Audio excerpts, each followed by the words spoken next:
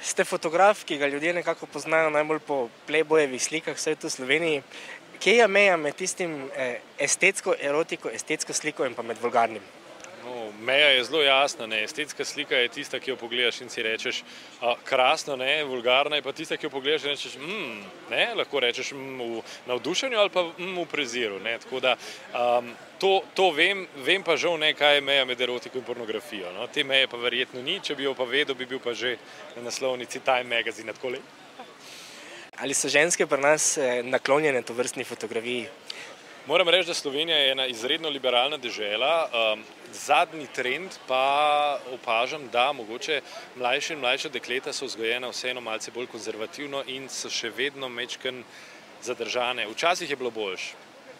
Kateri del ženske vam je pa najbolj všeč? Je to zadnjica, so to prsi, oči, obrvi? Jaz ne bi mogel zdaj nekaj fragmentirati, ne, moram reči, da mora biti cel ansambel v redu, ne, da komad dobro zveni. Katero žensko iz slovenske estrade bi si še želeli pred svojim objektivom in pa bili na koncu tudi pripravljeni pozabiti na tisti svoj honorar? Ja, v bistvu za vse pozabim honorar, ker so vse super. Mislim, da so bile vse pred mojim objektivom. Ne vem, če kakšne še ni bilo, no. Zdaj pa pred objektivom gole, jih je pa še ene par ostalo, tako da čakamo Majo Kevc, čakamo Mišo Molk, čakamo še par deklet, ki jih moramo še, mogoče jih bojo letom mehčala, mogoče se nikoli ne bojo mehčala, ampak pustimo se presenetiti. Glede na to, da ste jih spoznali tudi bolj osebno, kakšna je povprečna slovenska ženska? Ja, odlična, no. Mislim, da ženske v Sloveniji so fajn, so odprte, so zahecne.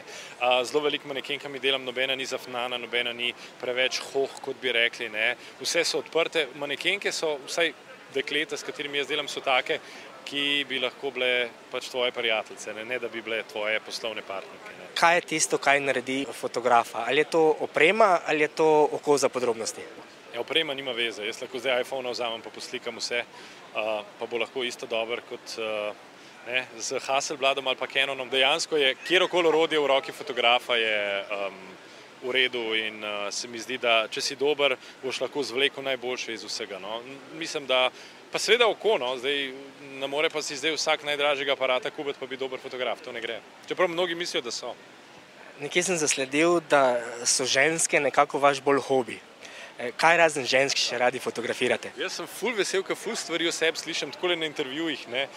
Niso hobi, ne. Ženske so pač objekt poželenja, ki jih jaz zelo rad gledam, ne.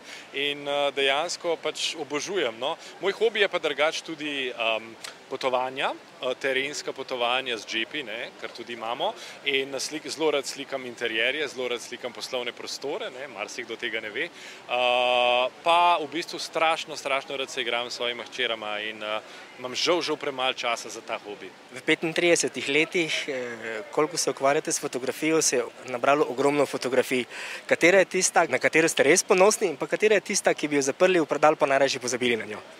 Kar ene par je takih, ki bi jih pozabil rad, zaradi tega, ker smo jih pač mogoče kdaj naredili pod pogoji, ki niso bili idealni oziroma skoraj da pod uredniško prisilo. No. Ponosen sem pa na vse fotografije, ki so zunaj, ki jih lahko vidite.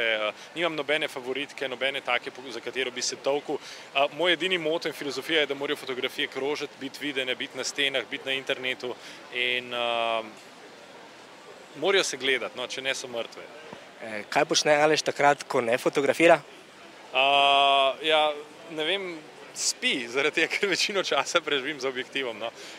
Se pravim, zelo veliko potujem, zelo rad potujem in takrat rabim popolni sklop. Rabim iti tukaj na Afganistan ali pa v Alžirijo, zato da se malo odklopim od golih deklet, pa potem prijem nazaj in sem spet najsrečnejši. Na enem iz predavanj, mislim, da je bilo to pred pari leti na Sofu, ste kar lepo okarikaturizirali fotografe. Če samo naštejem napihnjenci, klobaši, mehaniki. Po kakšnem kriteriju in kaj to sploh pomeni? Ja, kriterij je bil pač od Friza Freelinga risanke, ne, kjer smo jih pač mečkano inspiracije dobili. Smo pa mečkano slovensko sceno razdelili na tak mal simpatičen način in dejansko mal popredalčkali tudi tipe fotografov. Znotraj fotografov imamo tudi ogromno enih variant in star vic, koliko fotografov potrebuješ, da zamenja žarnico, 50, 49, enega da jo zamenja, 49 pa da reče tudi jaz bi to lahko naredil, še vedno velja, tudi v Sloveniji. Za konec nam lahko zaupate, kaj naredite, da se ženska že prvič pred vami sleče?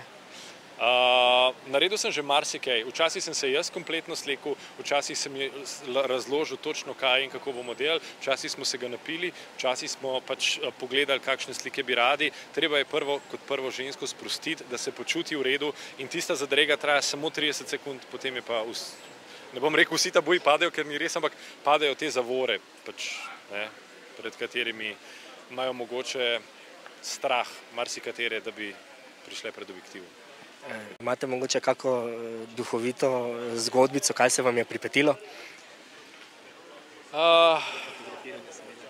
Ne vem, če bi bil čas za to tlele na tem intervjuju. Mislim, da ne. Hvala lepa. Ni za kaj.